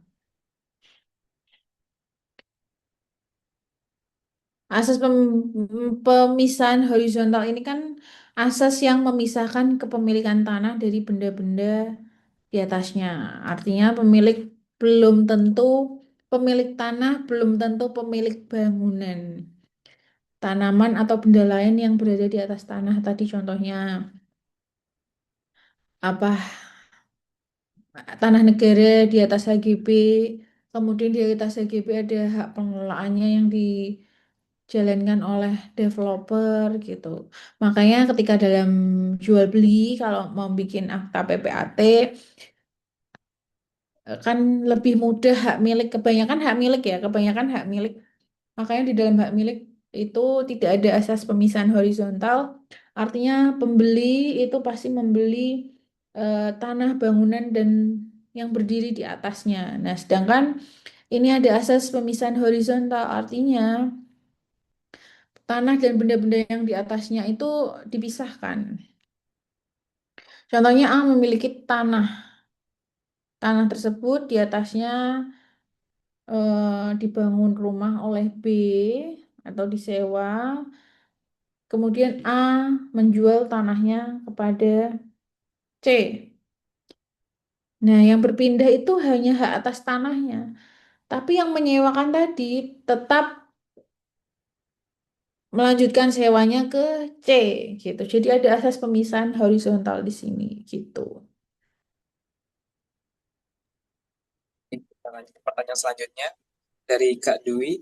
Izin bertanya Bu terkait bagaimana proses penghapusan hak milik WNA yang baru pindah ke warga negaraan dan dapat diketahui melalui apa jika WNA-nya tidak melapor terkait pemindahan ke warga negaraan.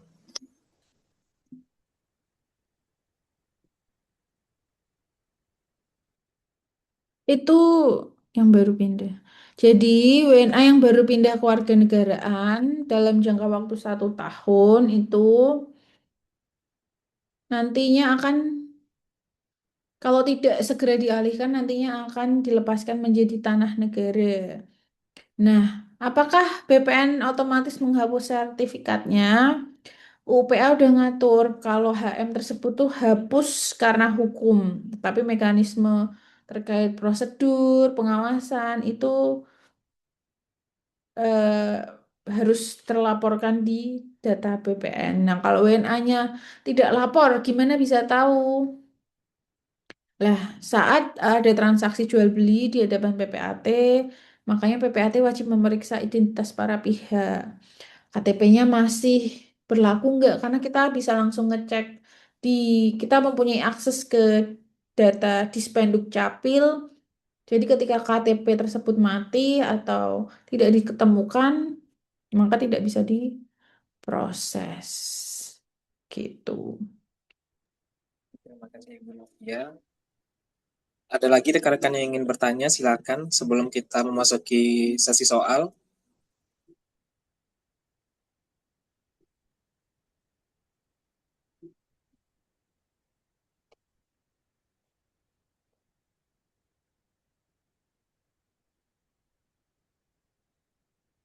Sepertinya belum ada Ibu Novia. Kita masuki sesi soal. Apa kita bisa lanjut Ibu Novia masuki sesi soal? Boleh Oke, lanjut. kita lanjut ya.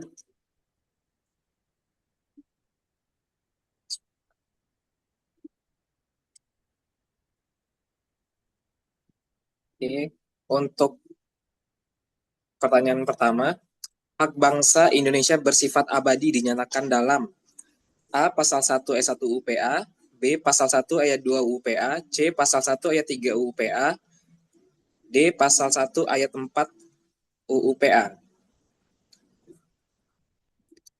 Pada jawab C, Bu Novia, betul? Betul, Ada jawabannya yang C. jawab A, Hmm. jawabannya Dasar C. hukumnya pasal 1 ayat 3 UU. Oke, lanjut nomor 2. Hubungan pengertian dikuasai negara dalam pasal 33 ayat 3 UUD 45 dengan hak menguasai negara dalam pasal 2 UPA adalah A. Hak menguasai negara yang diatur dalam pasal 2 UPA merupakan penegasan hak negara sebagaimana dimaksud dalam pasal 33 ayat 3 UUD 1945. B. Hak menguasai negara yang diatur dalam pasal 2 UPA merupakan penjabaran lebih lanjut dari pengertian dikuasai negara dalam pasal 33 ayat 3 UUD 45. C. Hak menguasai negara yang diatur dalam pasal 2 UPA merupakan penjelasan istilah dikuasai negara dalam pasal 33 ayat 3 UUD 45. D. Hak menguasai negara yang diatur dalam pasal 2 UPA merupakan istilah lembaga hak penguasaan atas tanah yang dimaksud dengan dikuasai negara dalam pasal 33 ayat 3 UUD 45. Ada yang jawab. Ada yang jawab A, Kak Caca jawab A, Kak Rizky jawab A, Kak Andri jawab A. Jawabannya A, hak menguasai negara yang diatur dalam pasal 2 merupakan penegasan. Oke, jawabannya A, bisa ditandai rekan-rekan. Oke, kita lanjut nomor 3. Yang tidak termasuk pemberian wewenang hak menguasai negara dalam ayat 1 pasal 2 UPA dan pasal 33 ayat 3 Undang-Undang Dasar 1945, yaitu A. Mengatur dan menyelenggarakan peruntukan penggunaan, persediaan, dan pemeliharaan bumi, air, dan ruang angkasa. B. Menentukan dan mengatur hubungan-hubungan hukum antara orang-orang dengan bumi, air, dan ruang angkasa. C. Menentukan dan mengatur penguasaan, penggunaan, kepemilikan, dan pemanfaatan hak atas tanah. D. Menentukan dan mengatur hubungan-hubungan hukum antara orang-orang dan perbuatan-perbuatan hukum yang mengenai bumi, air, dan ruang angkasa. Pada jawab C. Ya, betul jawabannya C. Dasar hukumnya wewenang HMN diatur dari pasal 2 ayat 2 UPA. Oke, kita lanjut nomor 4. Sebelum berlakunya UPA, ketentuan mengenai domain verklaring diatur dalam A. Agraris Besluit, B. Agraris Wet, C. Concrete Besluit, D. Ground Vervemdings Verbod. Pada jawab A, Ibu Novia. Ya, jawabannya A, diatur di hukum agraris Besluit. Oke, kita lanjut nomor 5. Hak atas tanah mempunyai fungsi sosial terdapat dalam pasal 6 UPA. Bermakna bahwa hak atas tanah yang dikuasai oleh rakyat, baik individu maupun komunal, harus mempunyai fungsi sosial. Di bawah ini yang tidak mengandung makna tanah berfungsi sosial, yaitu A. hak milik atas tanah, B. hak atas tanah yang dikuasai perorangan, C. hak menguasai negara atas tanah, D. hak atas tanah yang dikuasai oleh yayasan. Ada yang jawab A dan jawab D. Ya, jawabannya D, hak atas tanah yang dikuasai oleh yayasan. Oke, kita lanjut nomor 6. Menurut ketentuan hukum tanah nasional kita, hak atas tanah apapun yang ada pada seseorang tidaklah dapat dibenarkan bahwa tanahnya itu akan dipergunakan atau tidak dipergunakan semata-mata untuk kepentingan pribadinya. Apabila kalau hal itu menimbulkan kerugian bagi masyarakat, penggunaan tanah harus disesuaikan dengan keadaannya dan sifat daripada haknya, hingga bermanfaat baik bagi kesejahteraan dan kebahagiaan yang mempunyai maupun bermanfaat pula bagi masyarakat dan negara. Tetapi hal tersebut tidak berarti bahwa kepentingan perseorangan akan terdesak sama sekali oleh kepentingan umum masyarakat. Kepentingan masyarakat dan kepentingan perseorangan haruslah saling mengimbangi. Pernyataan di atas merupakan makna dari A. Tanah untuk kepentingan masyarakat. B. Semua tanah mempunyai fungsi sosial. C. Tanah tidak boleh ditelantarkan. D. Jika tanah ditelantarkan maka haknya dapat dicabut. Ada yang jawab C dan jawab B. Jawabannya B, itu tentang fungsi sosial tanah ada di penjelasan umum 2 angka 4 UU PA. Oke, jawabannya B, bisa ditandai rekan-rekan sekalian di catatannya. Kita lanjut nomor 7. Azas pemisahan horizontal berarti bahwa pemilik tanah terpisah dengan pemilikan bangunan dan atau tanaman atau benda-benda lain yang di atasnya, yang ada di atasnya. Sehubungan dengan hal tersebut, maka jual beli tanah tidak dengan sendirinya juga meliputi bangunan dan atau tanaman atau benda lain yang ada di atasnya. Di bawah ini diuraikan syarat yang harus dipenuhi agar jual beli tanah juga meliputi bangunan dan atau tanaman atau benda lain yang ada di atasnya, kecuali A. Bangunan yang ada di atasnya merupakan satu kesatuan dengan tanahnya. B. Bangunan dan atau tanaman yang ada di atasnya merupakan milik pemilik tanah. C. Bangunan yang ada di atasnya harus memiliki izin mendirikan bangunan. D. Jual beli tanah berikut bangunan dan atau tanaman yang ada di atasnya tersebut dinyatakan secara tegas dalam akta jual beli yang bersangkutan. Ada yang jawab C, ada yang jawab B, Ibu Novia. Jawabannya C, IMB atau PBG bukan syarat berlakunya asas pemisahan horizontal. Oke, jawabannya C, rekan-rekan bisa ditandai ya. Kita lanjut nomor 8. Pada prinsipnya, hak-hak atas tanah yang primer berasal dari pemberian hak baru yang pemberian haknya dilakukan oleh titik-titik dengan diterbitkannya titik-titik. A. Pemerintah, lalu sertifikat tanah. B. Pemerintah, lalu surat keputusan pemberian hak. C. Menteri Negara Agraria BPN, surat keputusan pemberian hak. D. Menteri Agraria Kepala BPN, sertifikat tanah. Ada yang jawab A dan jawab B. Jawabannya B, hak primer itu lahir dari pemberian pemerintah dengan SKPH, surat keputusan pemberian hak. Oke, jawabannya B, pemerintah, lalu surat keputusan pemberian hak. Kita lanjut nomor 9. Berdasarkan ketentuan pasal 22 UPA, terjadinya hak milik karena A. Hukum adat, B. Undang-undang, hukum adat dan pemberian oleh pemerintah, C. Pemberian oleh pemerintah dan pemberian oleh pemilik tanah, D. Pembelian tanah. Ada yang jawab B, ada yang jawab A. Jawaban yang lengkapnya B, undang-undang, hukum adat, dan pemberian oleh pemerintah. Oke, jawabannya B, rekan-rekan sekalian. Mohon dicatat. Kita lanjut nomor 10. Berdasarkan ketentuan hukum tanah nasional, pada prinsipnya yang dapat menjadi subjek hak milik adalah A. WNI, B. WNA, C. Badan-badan ditunjuk dengan peraturan pemerintah, D. A dan C benar. Ada yang jawab C, ada yang jawab D. Ya, jawabannya D, yaitu Ada yang jawab. WNI dan badan yang ditetapkan oleh peraturan pemerintah.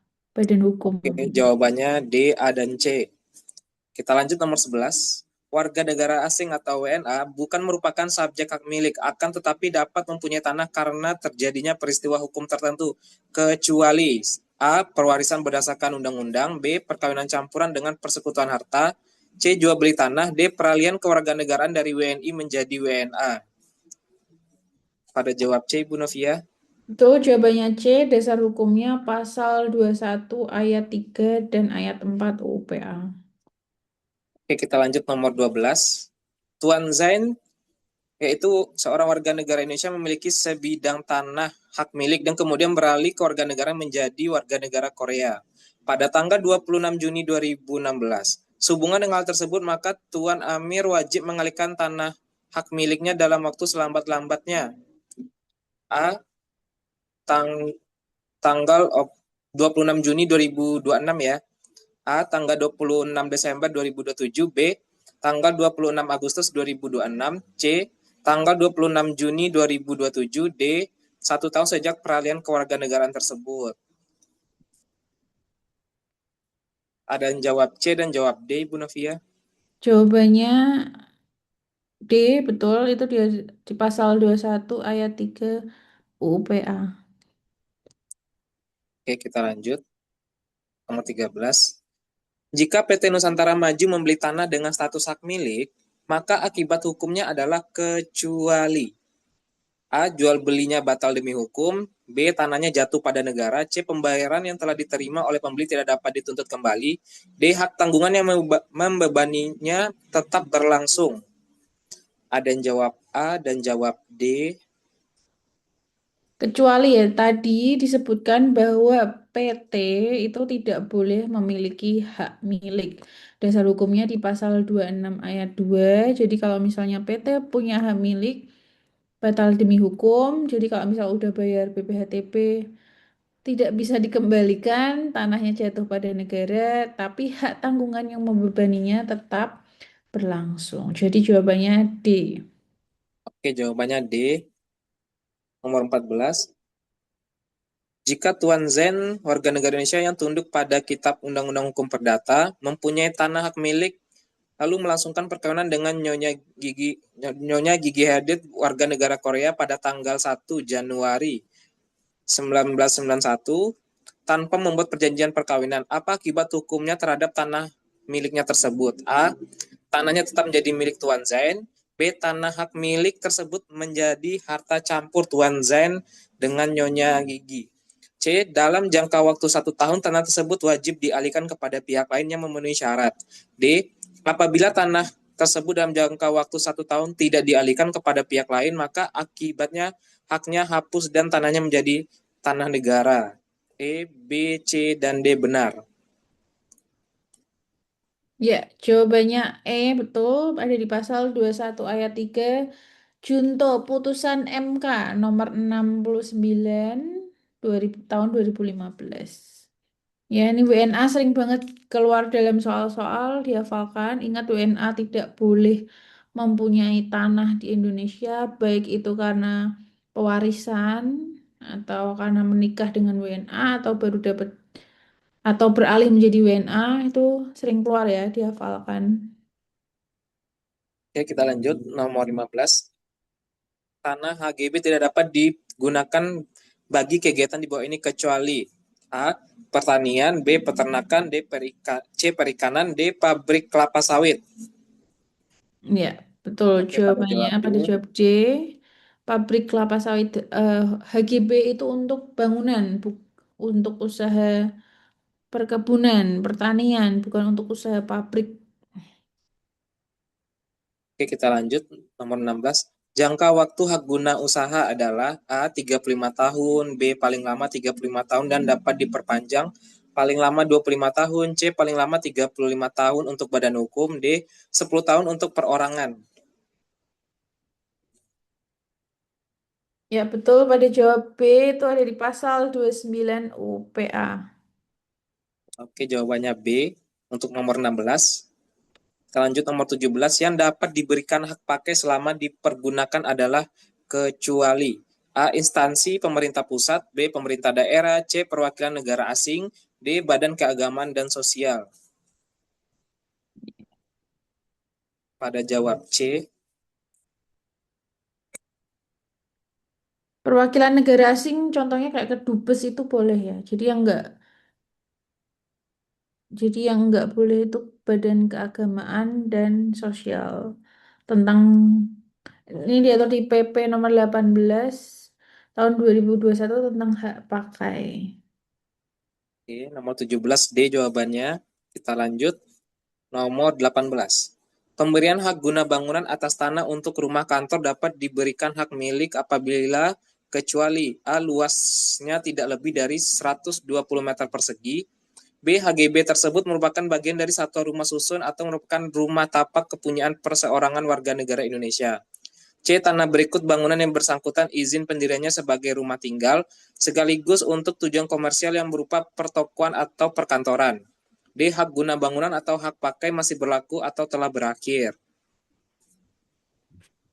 Pada jawab A, Ibu Novia. Ya, betul jawabannya A. Oke, kita lanjut nomor 19.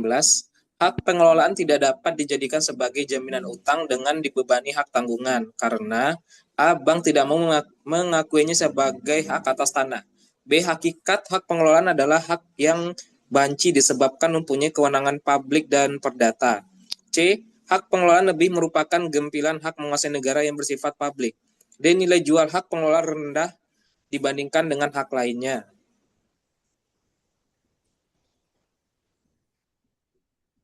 Ada yang jawab A dan jawab B.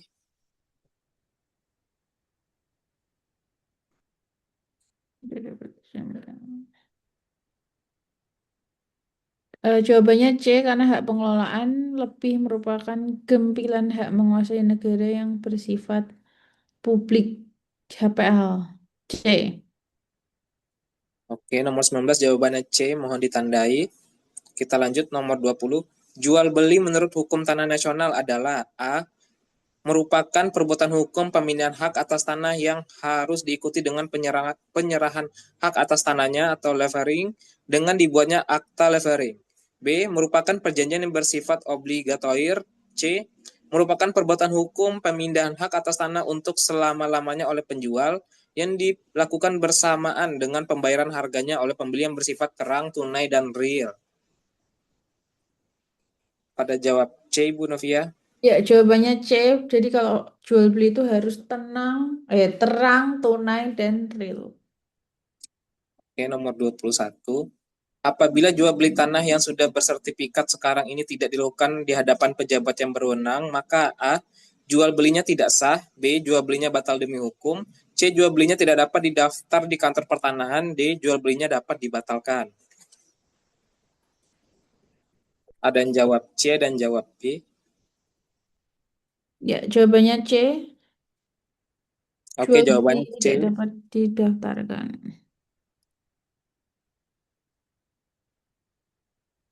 Oke, kita lanjut. Nomor 22. Dalam pelaksanaan jual beli, pejabat yang bersangkutan membuat A. Akta jual beli sejumlah yang diinginkan oleh para pihak. B. 2 eks lampar asli akta jual beli dan salinan akta jual beli untuk menjual dan pembeli. C. Minuta akta dan salinan akta jual beli. D. Semua benar. Ada yang jawab B dan jawab D. Jawabannya B, 2 akta eksemplar asli akta jual beli dan salinan jual beli untuk menjual dan membeli. Oke, kita lanjut nomor 23. Di bawah ini yang merupakan hari lahirnya hak tanggungan adalah A. Selesainya dibuatnya di buku tanah hak tanggungan. B. Terbitnya sertifikat hak tanggungan. C. Hari dan tanggal buku tanah hak tanggungan. D. Dicatatnya hak tanggungan dalam buku tanah dan sertifikat tanah yang dibebaninya.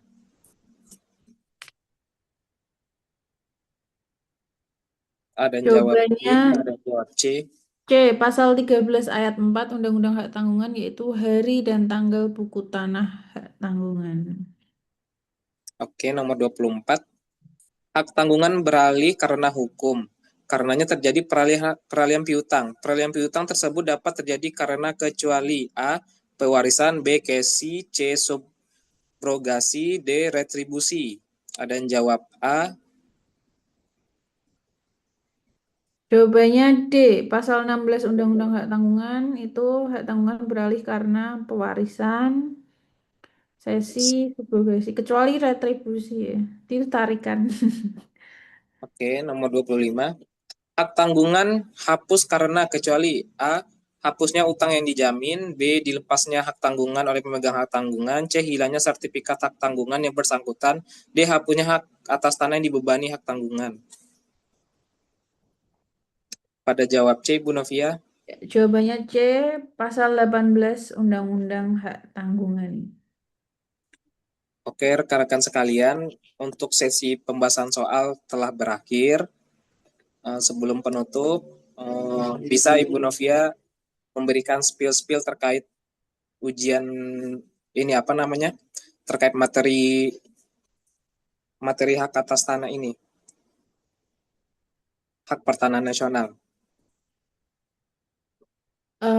Mengenai hukum pertahanan nasional ini kan bersumber dari UPA. Jadi kalian baca-baca UPA, dicatat mengenai soal-soal yang sering keluar. Biasanya yang sering keluar itu terkait asas, domain verklaring, kultur style-style, tadi tanam kopi, Raffles, Dendels itu dipelajari lagi mengenai hukum kolonial, politik lama, politik baru, hak menguasai negara. Kemudian hak gendom jadi hak milik itu tadi ada pelan-pelan Bu. Pelan-pelan Ibu Novia. Oke. Terus apa lagi ya? Tadi yang dibuat tabel tuh VOC ngapain aja. Kemudian hak-hak konversi.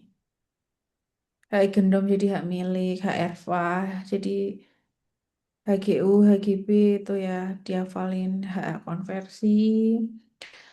Kemudian HGB, HGU diberikan berapa lama, diperpanjang berapa lama, otorita IKN yang terbaru selama otorita IKN tuh belum pernah keluar di ujian kemarin juga nggak ada otorita IKN sih. Cuma kan memang aturannya baru keluar 2023, tapi kemarin ujian di tahun 2023 itu belum keluar. Dan di websitenya ATR BPN, di YouTube-nya ATR BPN juga jarang banget bahas otorita IKN. Jadi itu mungkin bisa ya sekedar tahu aja, tidak usah terlalu dihafalkan yang terkait otorita IKN. Tapi mungkin terkait HGU di atas HPL-nya, contohnya dalam otorita IKN kan banyak. Nah itu yang diresapi aja. Kenapa soal latihannya nggak dibuat terkait dengan apa? Tadi sudah ada HGU berapa lama ya. Soal latihannya sudah dibuat seperti itu. Dan biasanya yang sering keluar hak menguasai negara, dikuasai negara tadi ya di nomor 2, nomor 3. Dan nomor 4 juga domain verklaring itu sudah dibuat ya. Itu. Oke. Apalagi ya? Hak menguasai negara itu sih. Paling dari UPA dibaca, dihafalkan pasal-pasal yang penting. Kalau peraturan terbarunya terkait otorita IKN, sertifikat elektronik pun tahun 2021, ya, gitu. Oke, terima kasih Ibu Novia. Terima kasih kepada rekan-rekan yang aktif bertanya. Untuk materi besok terkait terkait hak atas tanah dan pendaftaran tanah dan hari Jumat PJPPAT oleh Ibu Dr. Mega Arun Saputri, lalu terkait organisasi dari pihak ATR BPN. Sampai jumpa besok malam seperti hari ini juga jam 7 malam.